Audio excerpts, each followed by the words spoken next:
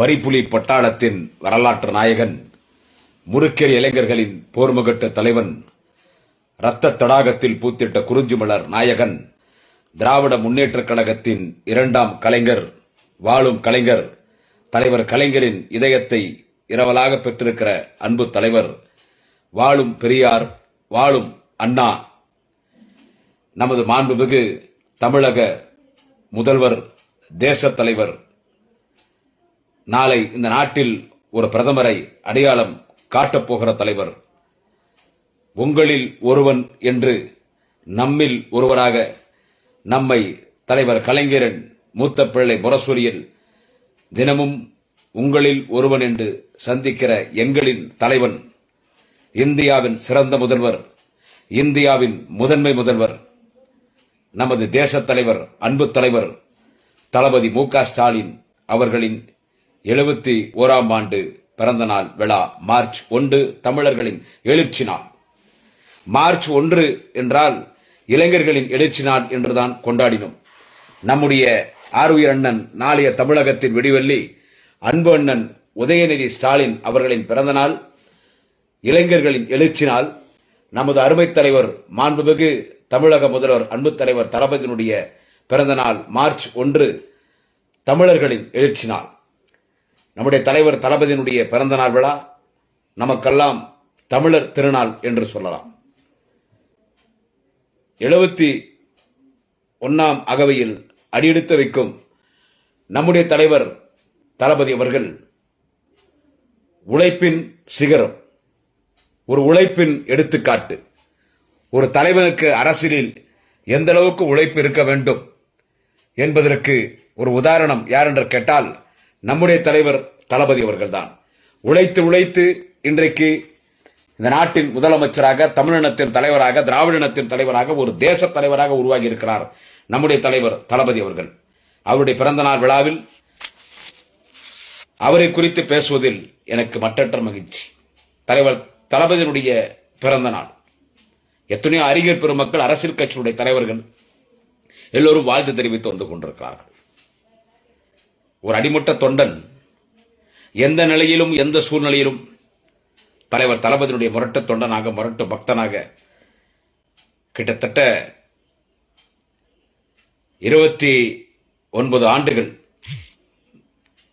பள்ளியில் படிக்கிற மாணவன் காலத்திலிருந்து இன்று வரை மேடைகளில் பேசி வருகிறேன். ஒரு 4 வருடங்களாக சமூக வலைத்தளங்களில் பேசி வருகிறேன். இந்த தலைவரை பற்றி பேசும் பொழுது ஒரு மட்டற்ற மகிழ்ச்சி. தலைவர் தளபதி தலைவர் கலைஞருடைய மகன். அவர் கலைஞருடைய பிள்ளை என்பது மட்டும் அவருடைய முகவரி இல்லை. அவர் கலைஞருடைய மகன், அது ஒரு வரலாறு, அவருடைய உழைப்பு. தலைவர் கலைஞர் அவர்களை தளபதி குறித்து பேசும் பொழுது ஒரு செய்தியை பதிவு செய்தார். எனக்கு ஸ்டாலினிடம் பிடித்தது என்னவென்று கேட்டால் உழைப்பு, உழைப்பு, உழைப்பு, உழைப்பு, உழைப்பு என்று சொன்னார். எனவே உழைத்து இந்த இடத்துக்கு வந்திருக்கிறார். அவர் கலைஞருடைய மகன், இன்னைக்கு முதலமைச்சர் ஆயிட்டாரு. கலைஞருடைய மகன் 89 சட்டமன்ற உறுப்பினர் ஆனாரு. கலைஞருடைய மகன் இளைஞரணி ஐவர் குழுவில் ஒருத்தரா வந்தாரு. கலைஞருடைய மகன் இளைஞரணி செயலாளர் ஆனாரு. கலைஞருடைய மகன் 96 மேயர் ஆனார். கலைஞருடைய மகன் உள்ளாட்சித்துறை அமைச்சர் ஆனார். கலைஞருடைய மகன் துணை முதலமைச்சர் ஆனார். கலைஞருடைய மகன் கழக செயல் தலைவர். கலைஞருடைய மகன் கழக தலைவர். கலைஞருடைய மகன் முதலமைச்சர். எனவே கலைஞரின் மகன் என்கின்ற காரணத்தால் மட்டும் இத்தனை பொறுப்புக்கு வந்தார் என்று கேட்டால் இல்லை. நண்பர்களே, சகோதர சகோதரிகளே, உழைப்பு, உழைப்பு, உழைப்பு, உழைப்பு. இந்தியாவில் இருக்கிற மற்ற அரசியல் கட்சி தலைவருடைய வாரிசுகள் எல்லாம் நேரடியாக சட்டமன்ற உறுப்பினர், நாடாளுமன்ற உறுப்பினர், ஒன்றிய அமைச்சர், மாநில முதலமைச்சர், ஏன் முதலமைச்சர் கூட.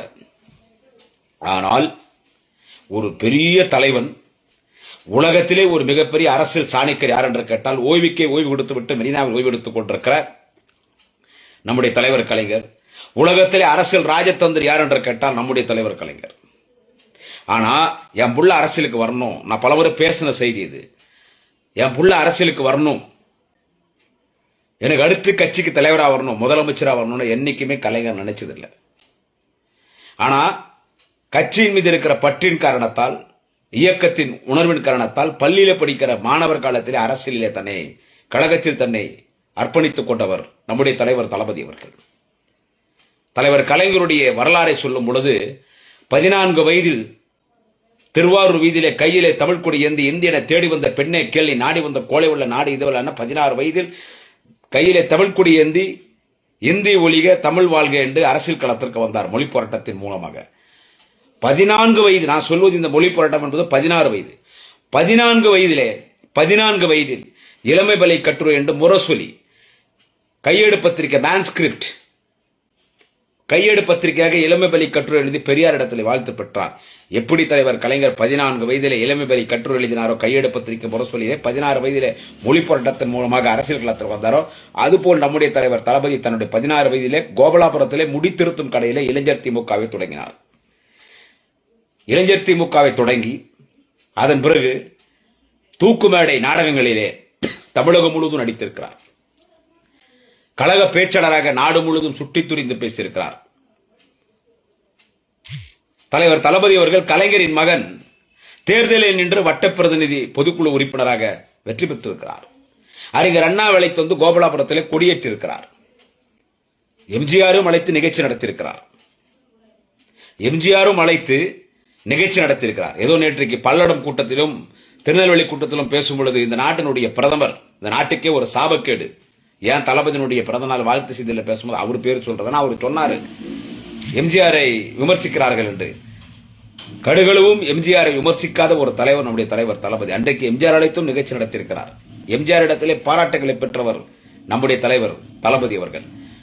அவருடைய சுறுசுறுப்பு, தேனி போல் பணியாற்ற அவருடைய சுறுசுறுப்பு, திராவிட முன்னேற்ற கழகத்தின் இளைஞரணி துவங்க வேண்டும் என்று ஜான்சிராணி பூங்காவில் தொடங்கப்பட்ட இளைஞரணியில் ஐவர் குழுவிலே ஒருவராக தளபதி வருகிறார். இதில் ஒரு செய்தியை நான் பதிவு செய்ய விரும்புகிறேன். என்னவென்று கேட்டால், நம்ம தலைவர் தளபதி அவர்களை ஐவர் குழுவில் ஒருவராக நியமிப்பதற்கு தலைவர் கலைஞர் ஒத்துக்கல. இன்னைக்கு வாரிசு அரசியல் பேசுறாங்க இல்ல, அது மோடியா இருக்கட்டும், அமித்ஷாவா இருக்கட்டும், இங்க இருக்கிற எடப்பாடி பழனிசாமியா இருக்கட்டும், யாரா இருக்கட்டும், என் மகன் இளைஞரணி ஐவர் குழு வேற யாருன்னா அதை நியமிங்க, அது தப்பாயிடுமே. அன்றைக்கு இனமான பேராசிரியர் பெருந்தகை, மறைந்த கழகத்தின் பொதுச் செயலாளர் இடமான பேராசிரியர் பெருந்தகை, கழகத்தின் மூத்த தலைவர்கள் அவர்களெல்லாம் மன்னையார் போன்றவர்கள், அன்பிலார் போன்றவர்கள், கழகத்தின் மூத்த தலைவர்கள் எல்லோரும் சொன்னார் இல்லை, முதல் திமுகவில் இளங்கரணி என்று தன்னுடைய சிறு வயதிலே ஒரு 16 வயதிலே முடித்திருத்தும் கடையிலே இளைஞர் திமுக தொடங்கியது ஸ்டாலின் தான். எனவே அவர் இளைஞரணி ஐவர்கள் உருவாக வர வேண்டும் என்று இளைஞரணி ஐவர் குழுவிலே அண்ணன் திருச்சி சிவா, தாரைமணி, எவரெஸ்ட் மு கணேசன், அண்ணன் பரிதி இளம்பழுதி, தலைவர் தளபதி, இப்படி ஐவர் குழுவில் ஒருவராக தளபதி வந்து கடுமையாக உழைத்த பிறகு இளைஞரணி செயலாளராக தளபதி ஸ்டாலின் தான் வர வேண்டும் என்று கழகத்தின் மூத்த முன்னணி தலைவர் எல்லாம் விரும்பிய நேரத்தில் அதற்கு கூட கலைஞர் ஒத்துக்கல. யாம்புள்ள இளைஞரணி செயலாளர் வேற யாருன்னா போடுங்க, தளபதி ஸ்டாலின் தான் இளைஞரணி செயலராக இருக்க வேண்டும் என்று அவர் இளைஞரணி செயலராக நியமிக்கப்பட்டார். தலைவர் தளபதி அவர்கள் இளைஞரணி செயலராக நியமிக்கப்பட்ட பிறகுதான் ஆயிரக்கணக்கான இளைஞர்கள் திமுக பக்கம் திருப்பி பார்த்தார்கள். அதுக்கு முன்னால் திமுக தீண்டத்தகாத கட்சி, வேற மாதிரி சொல்லுவாங்க கிராமத்துல. எங்க அப்பா எங்க தாத்தா எல்லாம் சொல்லுவாங்க, வேற மாதிரி சொல்லுவாங்க கிராமத்துல. திமுக அது வேற மாதிரி சொல்லுவாங்க, தீண்டத்தகாத கட்சி. தலைவர் தளபதி அவர்கள் இளைஞரணி செயலாளராக பொறுப்பேற்ற பிறகுதான் இளைஞர்களை ஈர்த்தார். அப்போதான் லட்சக்கணக்கான இளைஞர்கள் திராவிட முன்னேற்ற கழகத்தில் தங்கள் இணைத்துக் கொண்டார்.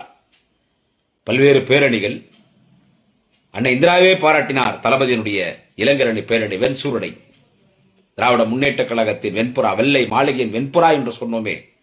1996 ஆண்டு மக்களால் தேர்ந்தெடுக்கப்பட்ட முதல் மேயர், சென்னையின் 44வது மேயர் தலைவர் தளபதி, வெள்ளை மாளிகையின் வெண்புறா என்று சொல்லுவோமே. அந்த வெண்சூரடையோடு வந்து இந்தியாவிலே எத்தனையோ அரசியல் இயக்கங்கள் இருக்கலாம், தேசிய இயக்கங்கள், மாநில இயக்கங்கள். ஆனால் திராவிட முன்னேற்ற கழகத்தில் இளைஞரணி அது ஒரு ராணுவ படை. அந்த ராணுவ படை வழிநடத்துகிற தளபதி தான் மு.க. ஸ்டாலின் என்ற தேசத் தலைவரால் அன்னை சோனியா காந்தி, வி.பி. சிங், அன்றைக்கு அன்னை இந்திரா காந்தி, இப்படி பலரால் தேச தலைவரால் பாராட்டுகளை பெற்றோர்தான் நம்முடைய தலைவர் தளபதி. கடுமையாக உழைத்து தலைவர் தளபதி அவர்கள் இந்த இயக்கத்தை வளர்த்ததில் 100% தலைவர் தளபதிக்கு பங்குண்டு. சும்மா சாதாரணமாக அவர் முதலமைச்சராக வரவில்லை. மிசாவை பிரகடனம் செய்கிறார். பச்சை தமிழன் பெருந்தலைவர் காமராஜரை கைது செய்ய வேண்டும் என்று தலைவர் கலைஞரிடத்தில் அன்னை இந்திரா சொல்லுகிறார். நான் ஆட்சியை இழந்தாலும் பரவாயில்லை, பெருந்தலைவர் காமராஜரை கைது செய்ய மாட்டேன் என்ற தலைவர் கலைஞர் சொன்னார். அன்றைக்கு திமுக ஆட்சி கலைக்கப்பட்டது, எமர்ஜென்சி மிசா. அப்ப தளபதி அரெஸ்ட் பண்ண தளபதியை தேடி வராங்க. 71ஆம் ஆண்டு அகவையில் எடுத்து வைக்கிற தலைவர் தளபதியினுடைய வரலாறுகள் சாதாரணமான வரலாறு கிடையாது. இன்னைக்கெல்லாம் திடீர்னு வரான், அரசியல்ல பதவி வந்துடுறான். நேற்று வரைக்கும் அவங்க அப்பா நம்ம தலைவர் கலைஞர் முதலமைச்சர், நேற்று வரைக்கும் தலைவர் கலைஞர் முதலமைச்சருங்க. இன்னைக்கு முன்னாள் முதலமைச்சர் மிசால தளபதி கைது பண்ண போலீஸ் எல்லாம் வராங்க. உங்க மகன் ஸ்டாலின் இங்க அவர் அரெஸ்ட் பண்ண அப்போ கலைஞர் சொன்னார், தலைவர் சொன்னாரு, அவர் பொதுக்கூட்டத்துக்கு போயிருக்காரு, வந்த உடனே நானே உங்களுக்கு போன் பண்றேன். போலீஸ் போயிட்டாங்க, அப்பயே 2 போலீஸ் நிக்கிறாங்க வீட்டுக்கு வெளியே. இவர் எதனா சும்மா சொல்றாரான்னு. யாருக்கு இருந்தாலும் பெத்த புள்ள ஜெயிலுக்கு போனா ஏத்துக்க மாட்டாங்க. நீயா இருந்தாலும் நானா இருந்தாலும். விடிகாத்தால 4:30 மணிக்கு வராரு, கூட்டம் முடிச்சு தளபதி வந்த உடனே போன் போடுறாரு, கலைஞரே போன் போடுறாரு. போட்டு நேற்று தேடி வந்த போலீஸ் நீங்க தான். ஆமா, என் மகனை அரெஸ்ட் பண்ணணும் வந்தீங்கல்ல, என் மகன் ஸ்டாலின் வந்துட்டார், கூட்டத்துக்கு போயிட்டு வந்து கூட்டு போக்கானாரு. போலீஸ் வந்துச்சு. என்னவோ தன் புள்ளைய அமைச்சர் பதவி ஏத்துக்கிறதுக்கு போற மாதிரி கையை பிடிச்சி கூட்டினது. போயிட்டு வா, தியாகம் செய்ய பிறந்த குடும்பம் நம் குடும்பம்.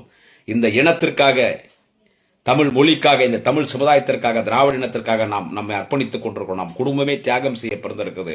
போய் வா மகனை என்று சிறைக்கு அனுப்பி வைத்தார். போலீஸ் எப்படி இழுத்துன்னு போனாங்கன்னு அதை பார்த்தவங்களுக்கு தெரியும். அந்த மிசாவில் தளபதி பட்ட கஷ்டம் சாதாரணமான கஷ்டம் இல்ல. இன்னைக்கு வாரிசு அரசியல் பேசுறானுங்களே, என்ன சொல்றது? மிசால தலைவர் தளபதி பட்ட கஷ்டம் சாதாரணமான கஷ்டம். எடுத்து அவங்க ஒரு ரூம்ல போடுறான். நேற்று வரைக்கும் ஒரு குஷ்டரோகி தங்கி இந்த ரூம், ரூமுங்க. அந்த ரூம்ல தளபதியை போடுறாங்க. எப்படி இருக்கு அந்த ரூம்? கொஞ்சம் யோசிச்சுப்பார். அந்த கழிவறை, அந்த குஷ்ரோகி வெளிக்கு போற இடம் எப்படி இருக்கும்? தண்ணி ஊத்தல. அதை நினைச்சு பாருங்க. அந்த குஷ்ரோகி படுத்து உருண்டு எல்லா இடத்துலயும் அந்த ரத்தக்கரை, அந்த குஷ்ரோகி துடைச்சு போட்ட ரத்தக்கரை படுத்த பஞ்சி அங்க உள்ள விட்டுட்டு அந்த இடத்துல தளபதி கிட்ட ஒரு தட்டை கொடுத்து, அந்த தட்டு கழுவு கூட இல்லை, அதுல சாப்பாடு, அழுகி போன சாப்பாடு, ஒரு புளி மாதிரி ஊத்தாங்க, சாப்பிடுவாங்க. அதை சாப்பிட்டார். அப்ப அவர் வந்து 3rd கிரேட் ட்ரீட்மெண்ட் கொடுக்கணும்னு டெல்லியில இருந்து உத்தரவு வருது. கலைஞருடைய மகன் மு.க. ஸ்டாலினுக்கு 3rd கிரேட் ட்ரீட்மெண்ட் கொடுங்க. நான் திமுகவே இல்லைன்னு சொல்லணும், அந்த மாதிரி ட்ரீட்மெண்ட் கொடுக்கணும். அடிக்கிற அடி என்ன? சாப்பாடுல மண்ணை கலந்து கொடுத்து கைதிகளை விட்டு அவருடைய ஜெயிலுக்கு வெளியே ஒண்ணுக்கு போக சொல்றது, என்னென்னவோ பண்ணாங்க. ஒரு கட்டத்துல எது பண்ணாலும் இவர் அசையாம இருக்கிறார் சொல்லி வித்யாசாகர் சொல்லக்கூடிய அதிகாரி தளபதி அடிக்கிறார், போட்டு செம்ம அடி, வைத்து எட்டி உதைக்கிறார். இப்ப தளபதி எப்படி இருக்காரோ அப்போ அதே உருவம் தான். அப்போ அந்த சென்னை மாநகரத்தின் மேயராக இருந்த கொள்கை பொறுப்பு செயலாளர் சிட்டி பாபு போலீஸ்காரன் எட்டி உதைக்கிறான் தளபதியை வயிற்றுல.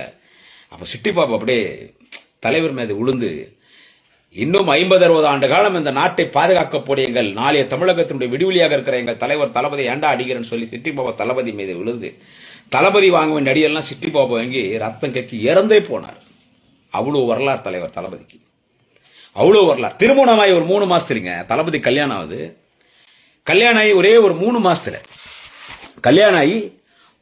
3 மாசத்துல நம்ம தளபதி வந்து கைது செய்யப்படுறார். இன்னைக்கு தளபதி பத்தி பேசுறாங்க இல்ல, நான் அவங்களுக்கெல்லாம் ஒண்ணு சொல்றேன். இன்னைக்கு தளபதி பத்தி எல்லாம் நீங்க எல்லாம் வந்து விமர்சனம் பண்றீங்கல்ல, அவங்களுக்கு சொல்றேன், திருமணமாய் எங்களுடைய தலைவர் தளபதி தேனிலவு சென்ற இடம் எது தெரியுமா? ஊட்டி, கொடைக்கானல், ஏலகிரி, ஏற்காடு, இல்ல வெளிநாடுகள்லாம் இல்லைங்க. தளபதி தேனிலவு ஹனிமூன் சென்ற இடம். திருமணமாகி 3 மாதத்தில் சென்னை மத்திய சிறையில மிசா கைதியா போய் பல கஷ்டங்கள் பட்டார். பெத்த புள்ள அண்ணா உதயநிதி ஸ்டாலினை வந்து ஜெயில் வாசல்ல நின்று கம்பிக்கு நடுவில் பாக்குறாங்க. முதல்ல புள்ளைய கூட்டு போனாரு. தங்கள் மலத்தை தங்களே சுமந்தார்கள். ஒரு பானை கொடுத்துருவாங்க.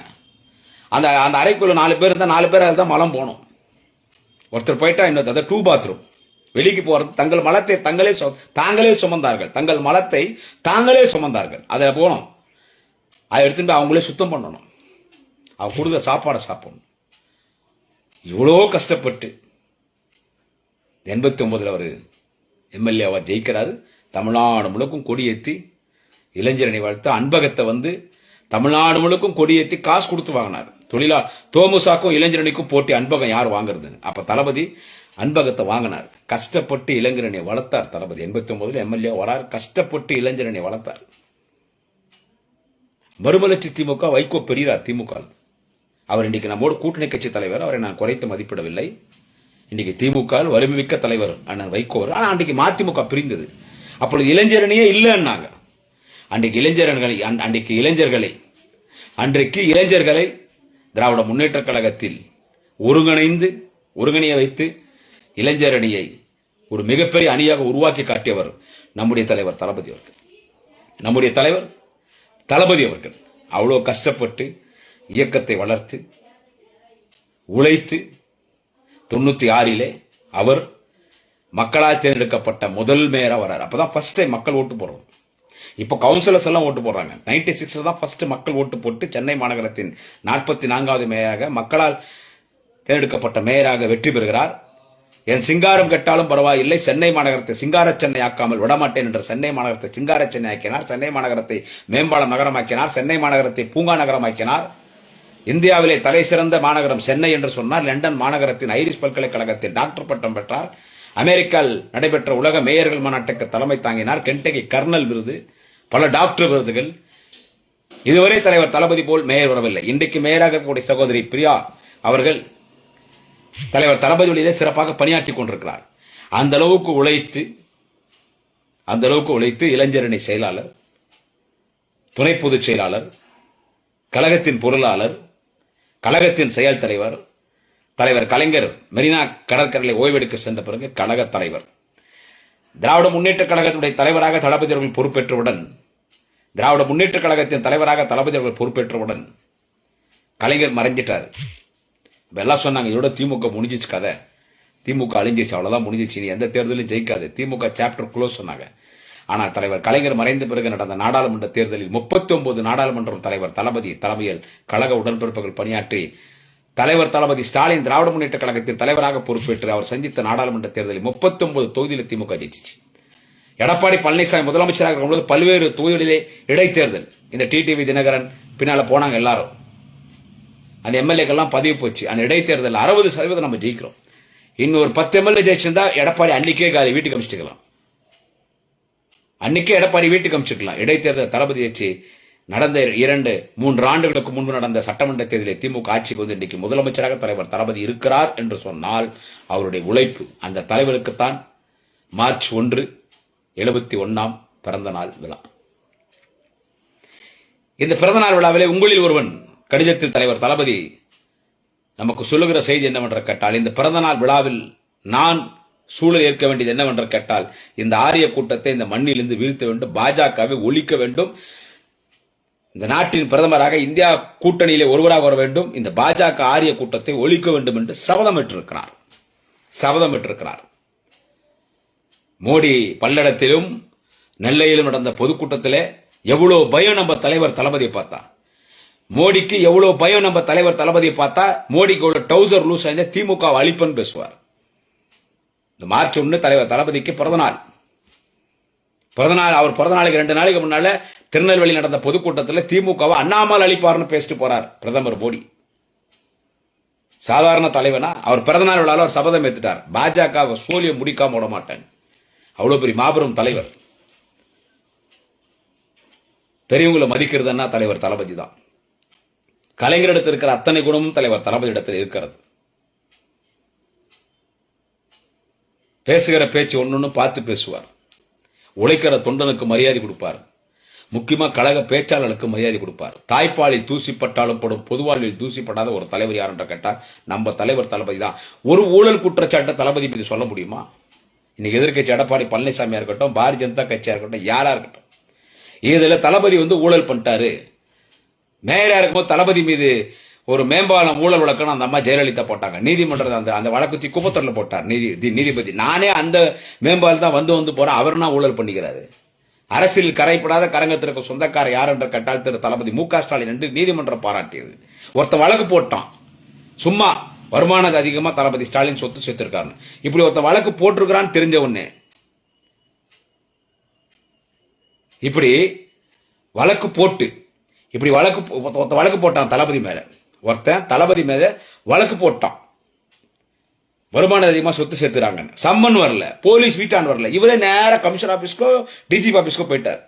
போலீஸ் எல்லாம் மிரண்டு போயிட்டான்னா தளபதி வந்திருக்காரு. என்ன சார் நாங்க இந்த மாதிரி வழக்கு போட்டிருக்காங்களே சார், அந்த மாதிரி கம்ப்ளைண்ட் எது எங்கள்கிட்ட வரலைங்க. நேரா கோர்ட்டுக்கு போனாரு. போய் ஜட்ஜு கிட்ட நின்னாரு. அட்வொகேட் என்ன திரு ஸ்டாலின் வந்திருக்காருன்னா, இல்ல அவர் வருமான சொத்து அதிகமா வருமானம் அதிகமா அவர் சேர்த்து செய்தாருன்னு வழக்கு சம்மன் அனுப்பல. சம்மன் அனுப்பாம கோர்ட்டுக்கு வராரா? அவ விசாரிச்சுட்டு இது வந்து பொய் கேஸ் அவனும் போட்டுக்கிறான். சம்மனே அனுப்பாமல் ஒரு தலைவர் நீதிமன்றத்தை வருகிறார் என்று சொன்னால் எவ்வளவு சுத்தமான தலைவர், பொது வாழ்வில் எவ்வளவு நேர்மையான தலைவர். எனவே அவர் மீது போடப்பட்ட வழக்கு தள்ளுபடி என்று நீதிமன்ற தலைவர் தளபதியை பாராட்டியது. அந்த அளவுக்கு தாய்ப்பாலில் தூசிப்பட்டாலும் போடும், பொதுவாழ்வில் தூசிப்படாத தலைவர் எங்களுடைய தலைவர் தளபதி அவர்கள். ஒரு ஊழல் குற்றச்சாட்டை சொல்ல முடியாது. யாரு தப்பு பண்ணாலும் தண்டிப்பார். இந்த பாராளுமன்ற தேர்தலுக்கு பிறகு பாருங்க சார், இந்த பாராளுமன்ற தேர்தலுக்கு பிறகு பாருங்க தளபதி பல விஷயங்கள் பாராளுமன்ற தேர்தல் முடியட்டும் காத்துட்டு இருக்காரு. இந்த எடப்பாடி பழனிசாமி, இந்த அமைச்சர்கள் இவங்க எல்லாம் ரொம்ப யோகிய மாதிரி பேசுறாங்க. இல்ல எல்லாரும் இருக்குது. இந்த பாராளுமன்ற தேர்தல் மட்டும் டோட்டலா சொல்றேன், பல பேர்கள் அங்கே குறிப்பிடவில்லை, டோட்டலா சொல்றேன். பாராளுமன்ற தேர்தலுக்கு பிறகு தலைவர் தளபதியினுடைய முகம் சிங்கம். அவர் சொன்னார் ஒரு பொதுக்குழுல, நம்ம ஆட்சிக்கு வரதுக்கு முன்னால் அவர் தலைவராக பொறுப்பேற்றும் பொழுது, நான் சர்வாதிகாரியாக இருப்பேன் கட்சியை காப்பாற்றுவதற்கு, மக்களை காப்பாற்றுவதற்கு என்று. மக்களை காப்பாற்றுவதற்கும், கட்சியை காப்பாற்றுவதற்கும், தமிழ் இனத்தை காப்பாற்றுவதற்கும், ஆரிய கூட்டமிடமிருந்து நம் தமிழ் இனம் திராவிட இனத்தை பாதுகாப்பதற்கு நான் சர்வாதிகாரியாக இருப்பேன் என்று சொன்னார் தலைவர் தளபதி. அது நாடாளுமன்ற தேர்தலுக்கு பிறகு அந்த முகத்தை நீங்கள் பார்க்கலாம். ஏதோ அமைதியாக இருக்கிறார், ஏதோ அமைதியாக எவ்வளவு பெரிய தலைவனா இருந்த தலைவர் தளபதி ஒரு ஆளுநர் சர்வாதிகாரமா நடந்துகிறார். RSS ரவி சட்டமன்றத்தில், அவர் சட்டமன்றத்துக்கு ஆளுநர் வந்தாலும் நம்ம திமுக பார்த்தாலே ஆளுநர் மரியாதைக்குரிய RSS ஆளுநர் ரவி அவர்களுக்கு நம்ம திமுக பார்த்தோன்னே அவருக்கு இஞ்சி தின்ன குரங்கு மாதிரி ஆயிடும். மூஞ்சு ஆளுநர் மூஞ்சி இஞ்சி தின்ன குரங்கு மாதிரி ஆயிடும். நம்ம ஒரு ஆளுநருக்கு தயாரிச்சு கொடுத்தா அவர் ஒண்ணு படிக்கிறார்.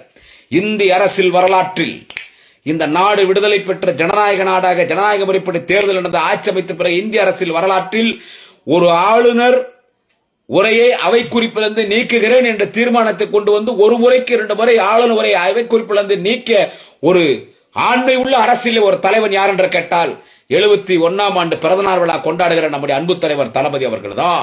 இன்றைக்கு பாஜகவுக்கு சிம்ம சொப்பனம், ஆரிய கூட்டத்திற்கு இன்றைக்கு சிம்ம சொப்பனம், பிரதமர் நரேந்திர மோடிக்கு இன்றைக்கு சிம்ம சொப்பனம் தலைவர் தளபதி. அவர் பேர் ஸ்டாலின், அவர் பேர் ஸ்டாலின். வரலாற்றுகளை புரட்டி பார்க்கும் பொழுது ரஷ்ய நாட்டில் ஒரு மிகப்பெரிய புரட்சியாளர் ஸ்டாலின். ஹிட்லர் என்கின்ற சர்வாதிகாரியை வீழ்த்திய தலைவன் தான் ஸ்டாலின். அந்த ஸ்டாலின் பேர் தான் நம் தலைவர் தளபதிக்கு தலைவர் கலைஞர் வைத்திருக்கிறார். அந்த ஸ்டாலின் ஹிட்லர் என்கின்ற சர்வாதிகாரியை ஒழித்தார், வரலாற்றில் இடம்பெற்றார். நம்முடைய தலைவர் ஸ்டாலின் ஹிட்லரை விட மோசமான மதவாத சர்வாதிகாரி மோடியை அரசியல் களத்திலிருந்து அகற்றுவார், பாஜக ஆட்சி அகற்றுவார், ஆரிய கூட்டத்தை இந்த மண்ணிலிருந்து விரட்டுவார். தமிழ்நாட்டில் மட்டும் திராவிட மாடல் ஆட்சி இல்லாமல் இந்தியா முழுவதும் திராவிட மாடல் ஆட்சியை கொண்டு வரப்போகிற தமிழ் இனத்தின் திராவிட இனத்தின் புரட்சியாளர் தான் நம்முடைய தலைவர் தளபதி ஸ்டாலின். அவருக்குத்தான் 71ஆம் ஆண்டு பிறந்த நாள் விழா.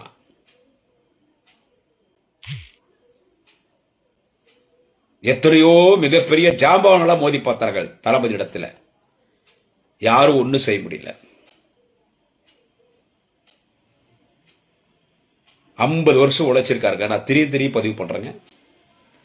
50 வருஷம் உழைச்சிருக்கார். 89 எம்எல்ஏ ஆகும்போது அமைச்சரா வந்திருக்கலாம். ஆனா கலைஞர் வந்து என் புள்ள அமைச்சரா வேணான்னார். ஆனா தளபதி நினைச்சுதான் எனக்கு அமைச்சர் வேணும்னா வாங்கியிருக்கலாம். 96 மேயரா இருந்தார், அமைச்சரா வந்திருக்கலாம்.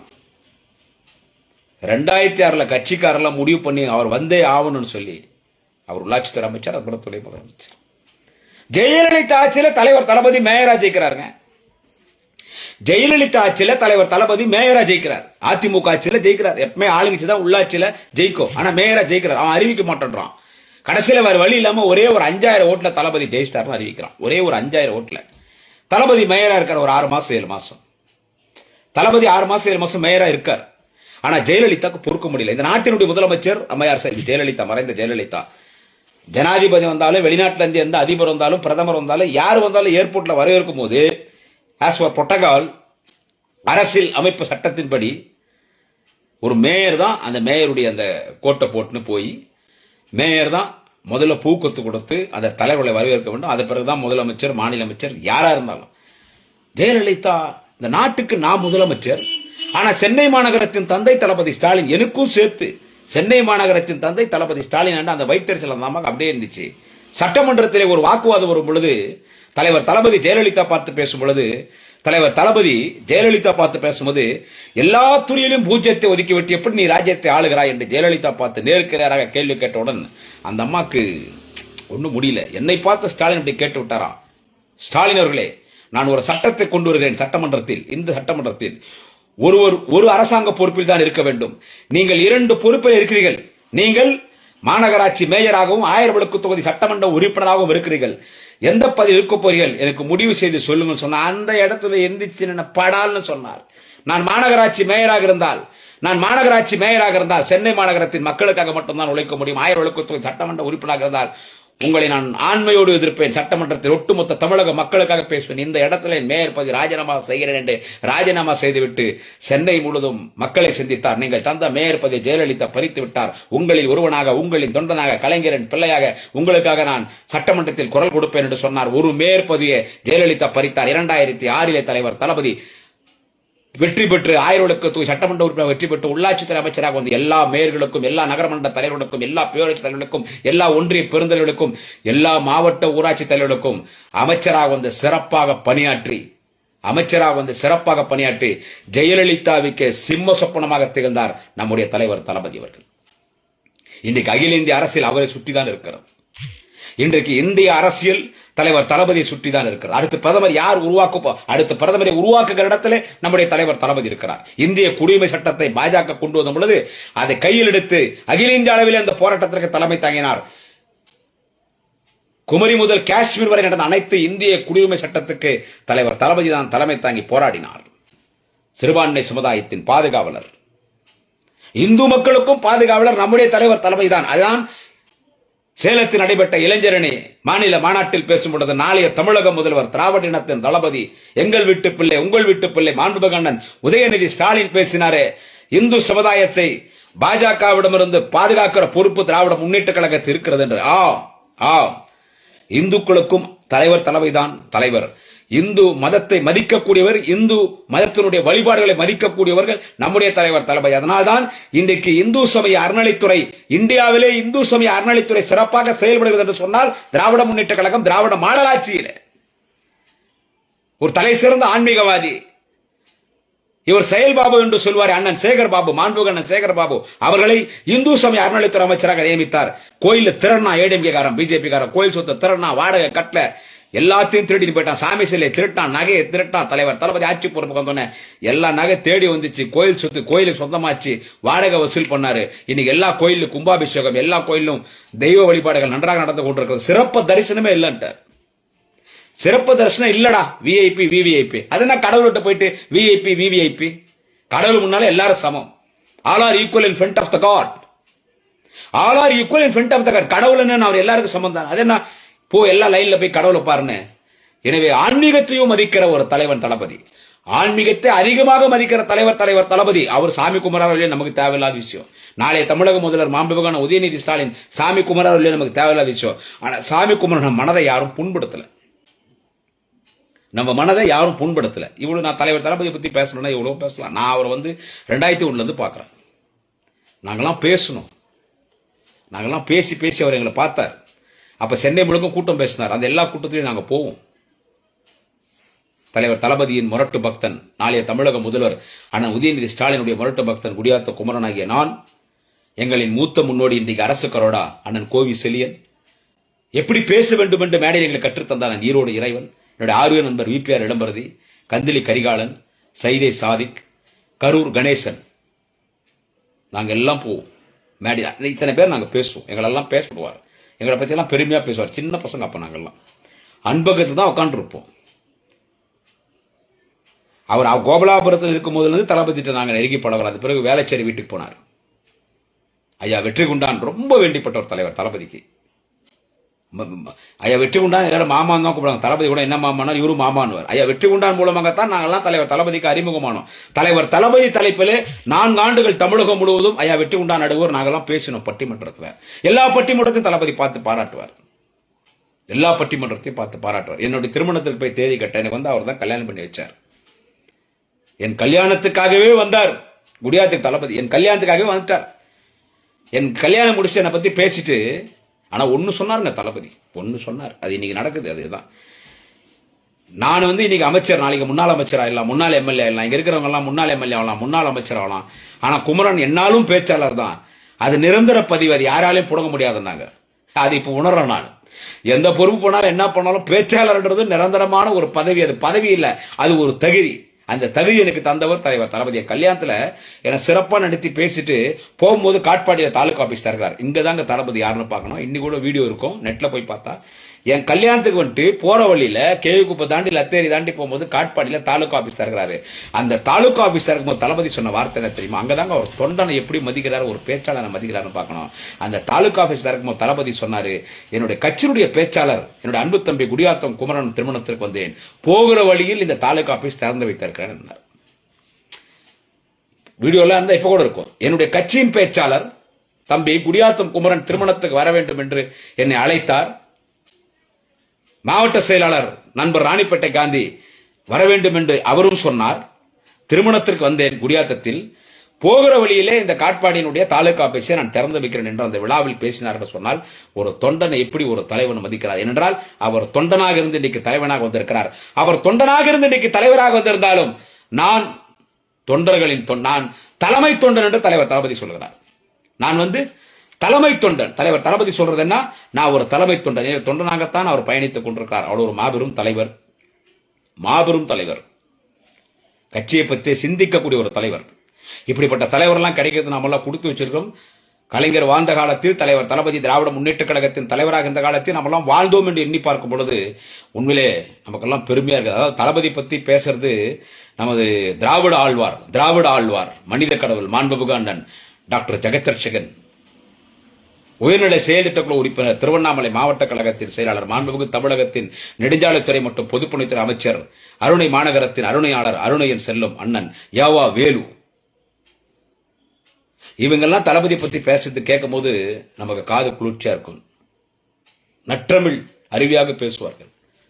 தலைவர் தளபதியினுடைய பேச்சாற்றல் கலைஞரின் புள்ள சொல்லியா கொடுக்கணும்.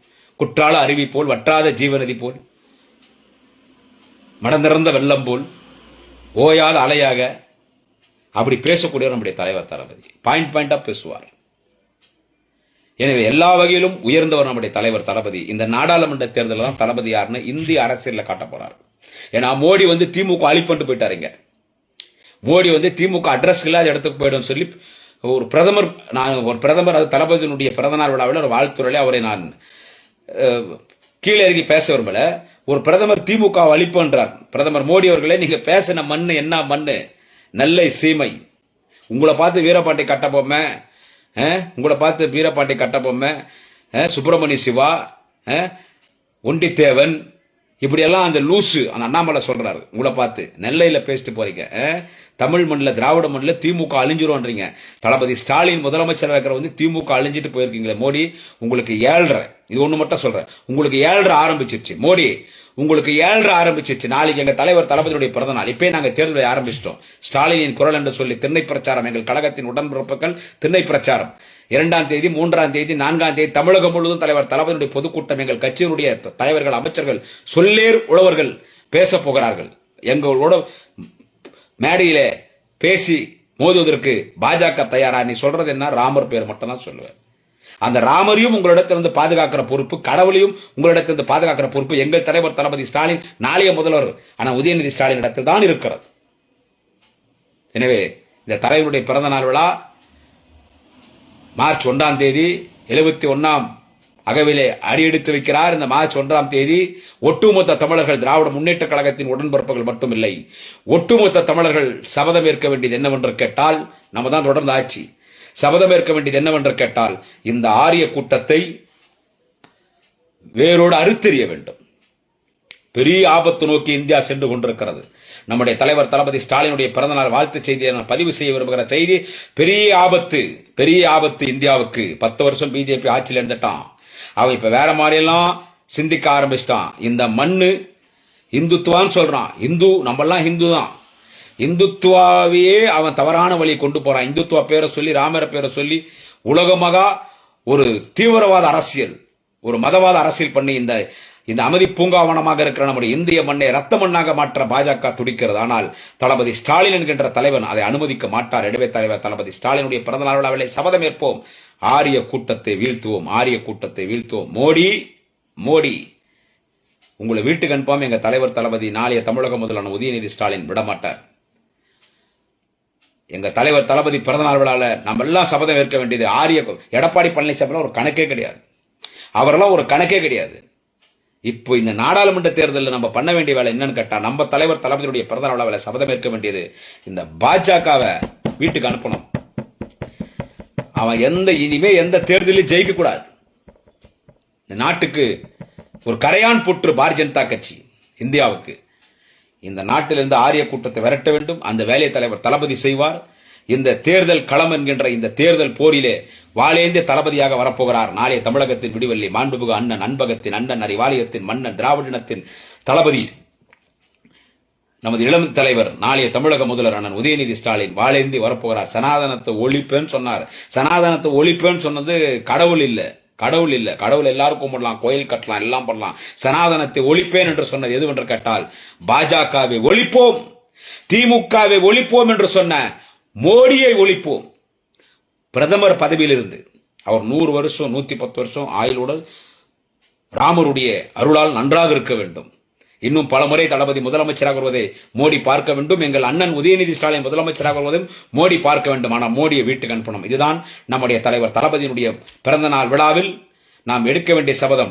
ஆரியம் இது திராவிடத்துக்கும் ஆரியத்துக்கும் நடைபெறுகிற போர். இந்த நாடாளுமன்ற தேர்தல் தலைவர் தளபதியுடைய பிறந்த நாள் விழாவில் நாம் எடுக்க வேண்டிய சபதம் ஆரியத்திற்கும் திராவிடத்திற்கும் நடைபெறுகிற போர்.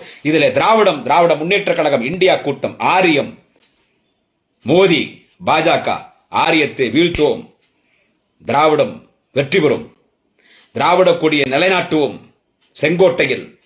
ஆரியத்தை வீழ்த்துவோம். நம் தலைவர் தளபதி ஸ்டாலின் நம் உன்னதமான தலைவர், தேச தலைவன், திராவிட இனத்தின் தலைவன், தன்மான தலைவன்.